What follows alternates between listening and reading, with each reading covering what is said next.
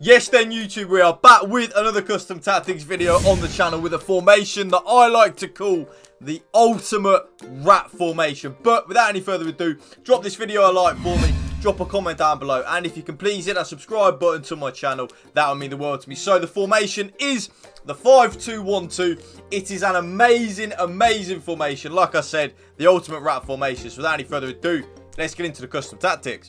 For your cheapest and most reliable place to buy your FC24 coins, check out mmoexp.com. Link is down in the description below. Use the code WOLF at the checkout for 5% off your order. Balanced on the defensive style, definitely YouTube. But because we are playing a 5 at the back, we can afford to be a little bit more aggressive with our defensive style if we want to do so. So, if you want to be a little bit more aggressive and be in your opponent's faces, I would recommend pressure on heavy touch. It's definitely good and 100% a viable option with the 5-2-1-2, especially with the counter pressing when we have the 5 at the back, but we actually play it like a 3 at the back. We can afford for that counter pressing to be very aggressive, but for me, I much prefer balanced. A balanced style where your team presses the ball to the middle of the pitch and your team shape is neutral. That's just what I prefer, YouTube. I do think it is better, but pressure on heavy touch is definitely good. The defensive width, we do go quite narrow in the 5-2-1-2. We go all the way down to 40. Now, the reason being is because we are defending with a 5 at the back, I do want my left wing back and my right wing back to kind of tuck in nice and tight to my 3 centre backs. I've noticed if I'm not playing like a more higher width, if I am playing a higher defensive width, there's sometimes a bit of a big gap between my left wing back and my right wing back in terms of the left side is centre back and the right side is centre back. So to counter that, we have gone a little bit more narrow, really good and really effective with the 40 width. Good tackle there. Having the defensive width a little bit more narrow really does help with that. The defensive depth, we do have 2 options. I am sorry, yes, YouTube. You could probably guess what the first option is that I use. It is, of course, your tried and trusted, broken, meta, stupidly OP 71 depth. Yes, I hate it. But, well, I mean, I don't hate it. I love it. But I hate how broken and OP it is because it's kind of like a broken mechanic in the game that shouldn't be there. It's so OP. It's something that I really don't like. But it is really good and it is really effective. Beautiful there with the 71 depth, winning the ball nice and high up the pitch.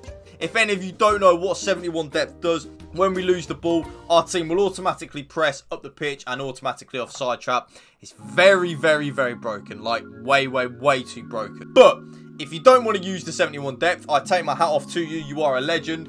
I would recommend 60 depth with the 5-2-1-2. Remember, because we have a 5 at the back, we can afford to be quite more aggressive than we would normally be with the defensive depth, which is why I am using, well, I mean, I'm not using, but it's why I would recommend 60 depth. But for me, of course, 71 depth. The offense, I'm not going to go into any detail. You can probably guess this part of the video already. Balance with direct passing. Let me know in the comment section down below though, YouTube. Do you use anything else other than balance and direct passing? Because I've tried a lot of things. Long ball and balanced, I like it. Definitely something we could maybe use instead. But at this moment in time, balance and direct passing is your bread and butter. The offensive width, very boring actually, YouTube, with this. I actually just leave it on 50. I don't touch it. I really like where my left wing back and my right wing back are in general. I kind of don't really feel the need to change that much at all. I kind of don't think it's necessary really. So because of that, I do just leave it on the 50 width. Players in the box though, of course, is going to be 7. More players in the box, the more goals we will score and the more likely we are to score a goal. Especially when we are using a 5 at the back. We kind of need to have as many players as we can going forward because it is a 5 at the back formation, right? It's amazing defensively anyway, but we need to get it right going forward. And having 7 players in the box really does help with that. It kind of puts us in a really nice spot with it. The way I look at that is more players in the box, more goals we score. It works.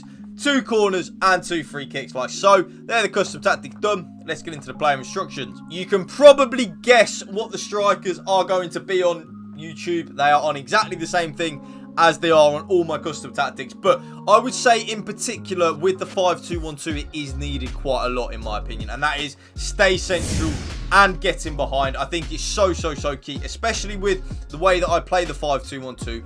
I really do want my strikers to stay in that central area of the pitch. I do not want them drifting out wide at all. I kind of don't really want that, especially with what I have my left wing back and my right wing back on. They're getting behind as well. I want them to make runs in behind, because then even if we don't play the ball to the strikers as they are making the runs in behind, it does then leave a nice big gap in the middle of the pitch for our cam to operate in. And that brings us perfectly onto the cam. You see what I did there? You know, very smooth.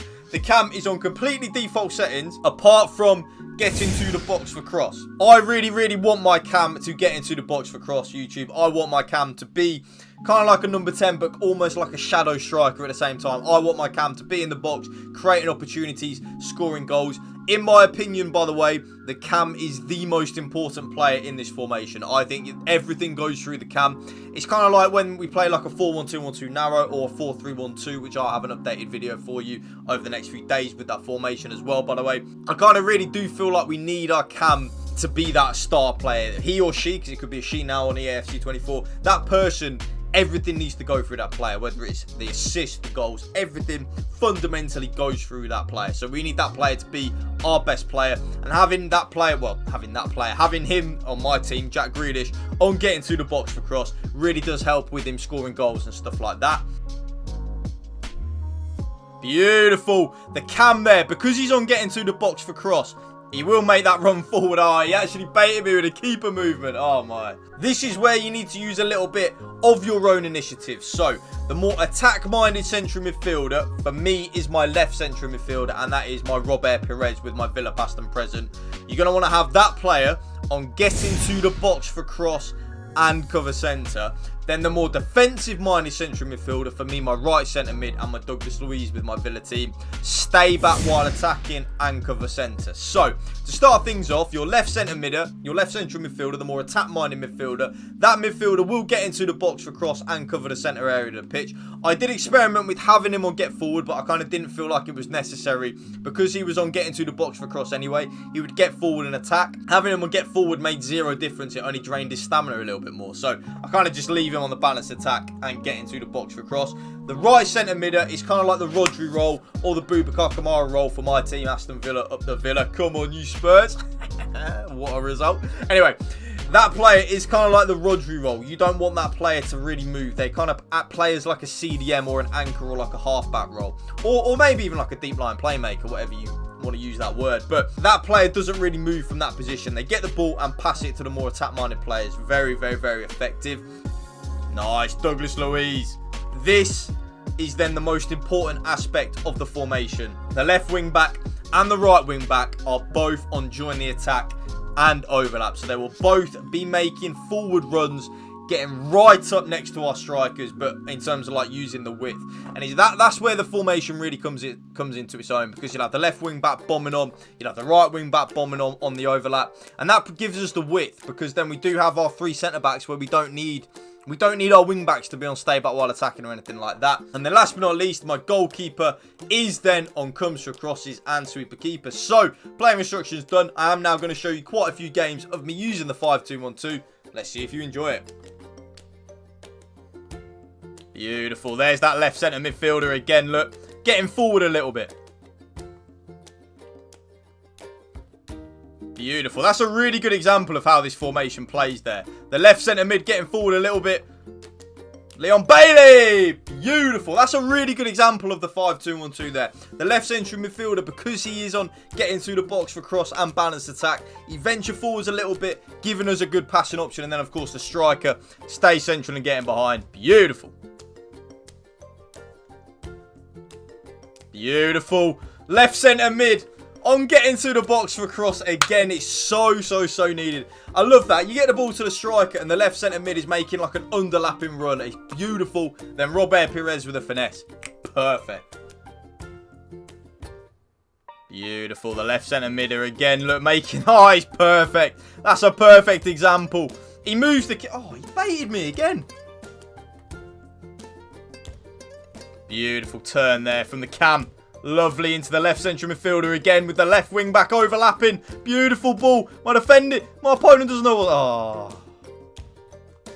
There's that cam In the space again. Lovely ball to your striker. Oh, good save. Beautiful. From my cam. Oh, my opponent's keeper's on. I don't know what he's on.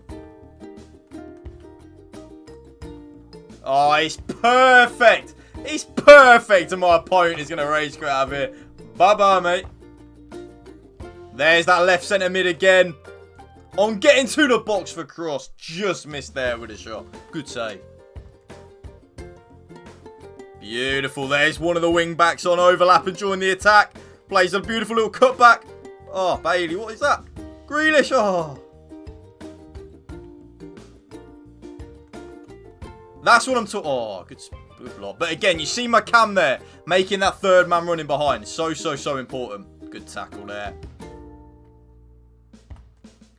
Beautiful overlap from the right wing back. Oh, Leon Bailey, what did you stop making your run for? Beautiful ball across. Grealish. For the cutback in that. Again, I'm going to tell you, having the left centre mid on getting to the box for cross, perfection. That cutback is all about having the left centre mid on getting to the box for cross. Beautiful.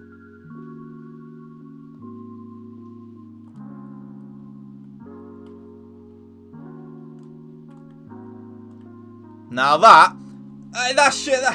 is just an unbelievable goal. The switcher play to the wing back. Everything about that is exactly why the 5-2-1-2 is so broken. And that right there is the end of the video. If you did enjoy this video, please drop this video a like for me. Drop a comment down below. And if you can hit that subscribe button to my channel, that would mean the world to me. Thank you for watching. Remember, spread the love and positivity. PMA, positive mental attitude. Peace out. One love.